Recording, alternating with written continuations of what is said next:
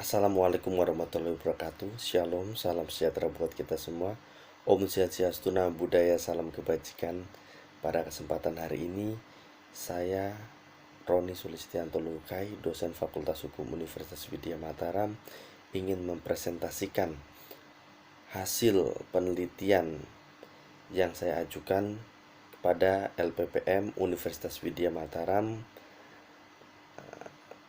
Mengucapkan banyak terima kasih juga buat LPPM yang sudah memberikan pembiayaan sehingga penelitian yang saya ajukan atau penelitian yang saya lakukan dapat berjalan sebagaimana mestinya. Penelitian yang saya buat kali ini dengan judul Pengusahaan Sumber Daya Alam dengan Persetujuan Masyarakat Adat. Kajian terhadap lahirnya Undang-Undang Dasar Negara Republik Indonesia tahun 1945, Pasal 33 ayat 3, sumber daya alam demi sebesar-besarnya kemakmuran rakyat dalam merespon problematika sosial, ekonomi, dan lingkungan di dalam masyarakat.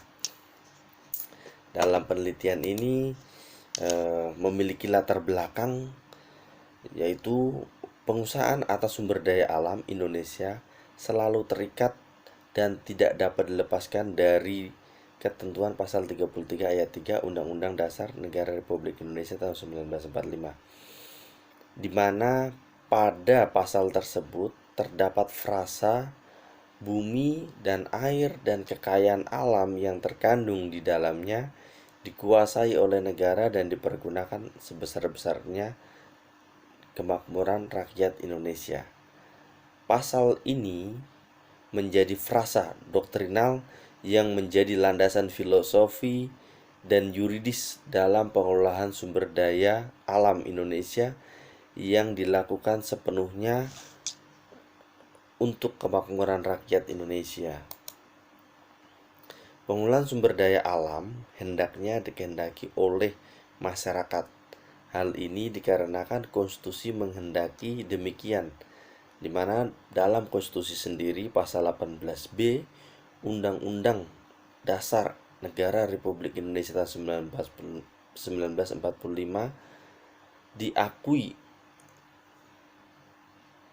atau undang-undang tersebut diikuti oleh undang-undang turunan di bawahnya, mengakui atau memberikan pengakuan terhadap masyarakat adat itu sendiri. Meskipun dalam implementasinya pelaksanaan undang-undang amandemen konstitusi tidak sesuai dengan apa yang dikehendaki masyarakat dengan menggunakan model pengakuan terbatas, di mana diperlukan pemenuhan syarat-syarat tertentu agar dapat diakui eksistensi masyarakat adat secara sepenuhnya atau secara penuh.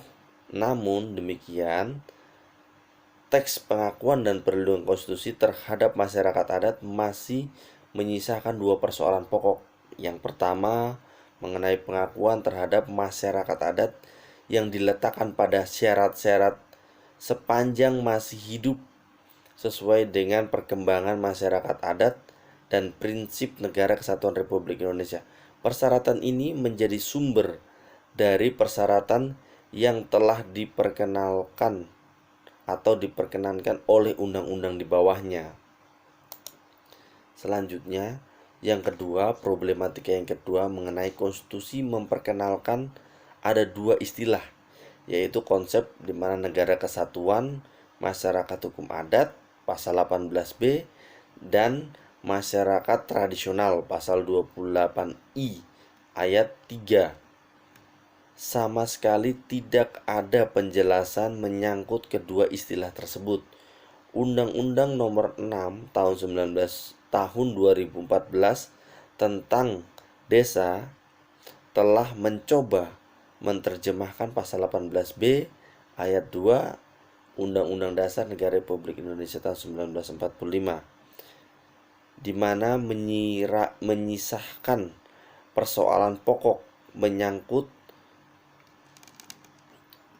dengan permasalahan sosial yang ada pada masyarakat adat, di mana istilah masyarakat adat tidak dapat terakomodasi secara sempurna di dalam terminologi desa adat yang oleh undang-undang tersebut.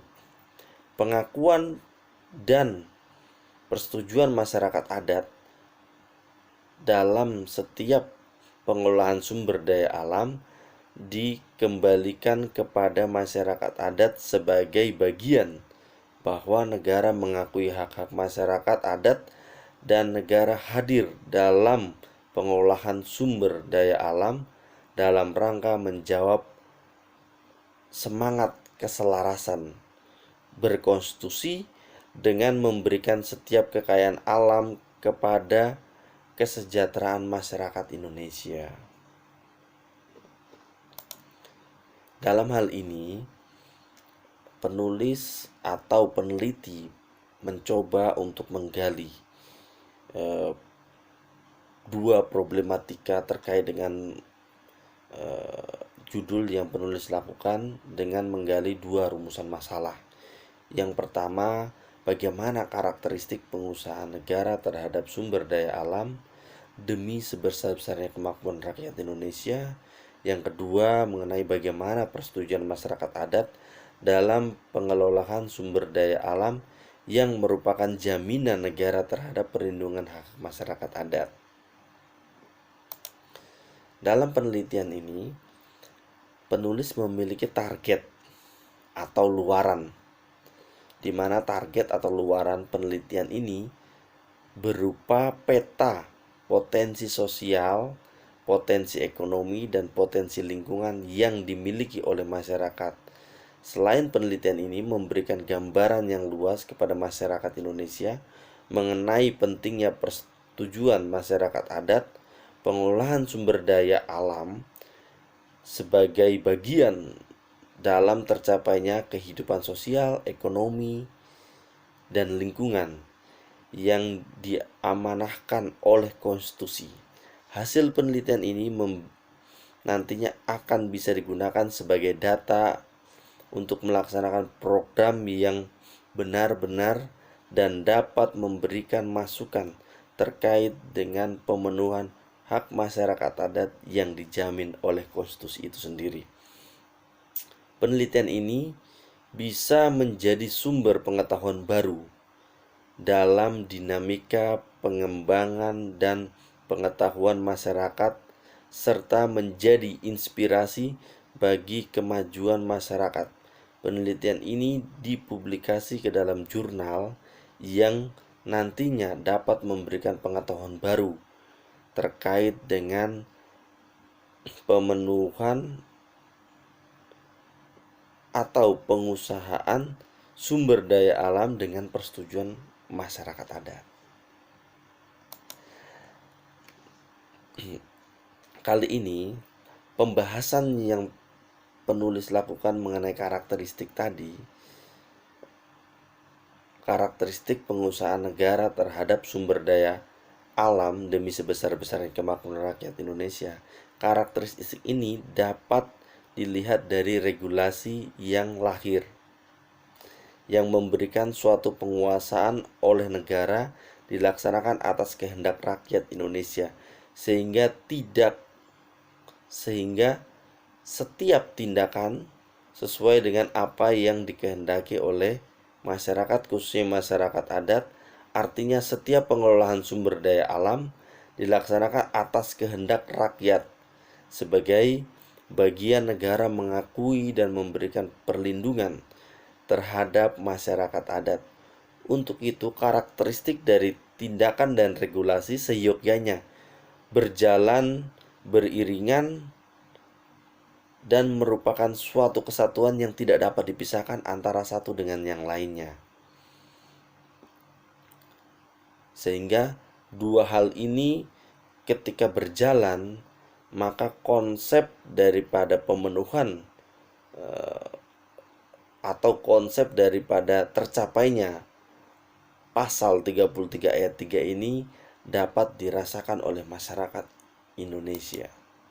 Selanjutnya, suatu penguasaan yang dilakukan oleh negara diperoleh dari rakyat dengan amanah konstitusi, maka sudah seharusnya kekuasaan yang diperoleh sesuai dengan apa yang dikehendaki oleh masyarakat khususnya masyarakat adat, negara dalam konstitusi sadar akan adanya pengakuan masyarakat adat, sehingga negara dalam melakukan tindakan pengelolaan atas sumber daya alam yang memanfaatkan wilayah adat tersebut mendapatkan persetujuan oleh masyarakat tersebut sebagai bagian daripada pengakuan dan perlindungan terhadap masyarakat adat.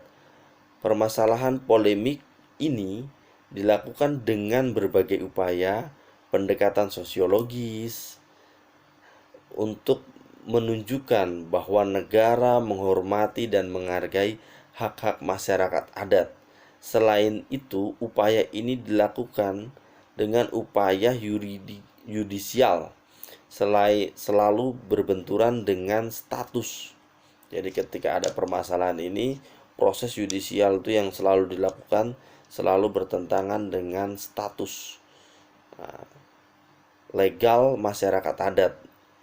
Untuk itu, negara hadir dalam pengelolaan sumber daya alam tidak hanya sebagai bagian dari menjamin kesejahteraan khususnya di bidang ekonomi, akan tetapi dari bidang lingkungan. Di tengah masyarakat dan kekuasaan yang diperoleh oleh negara untuk melindungi rakyat, tidak untuk merampas hak dan menakut-nakuti rakyat, melainkan untuk memberikan jaminan kepada masyarakat, kepada rakyat dalam memberikan kemakmuran sebesar-besarnya untuk rakyat Indonesia sesuai dengan amanah konstitusi Undang-Undang Dasar 1945 pasal 33 ayat 3. Demikian presentasi dari saya. Wassalamualaikum warahmatullahi wabarakatuh. Shalom, salam sejahtera buat kita semua. Om Swastiastu, Namo Buddhaya, salam kebajikan.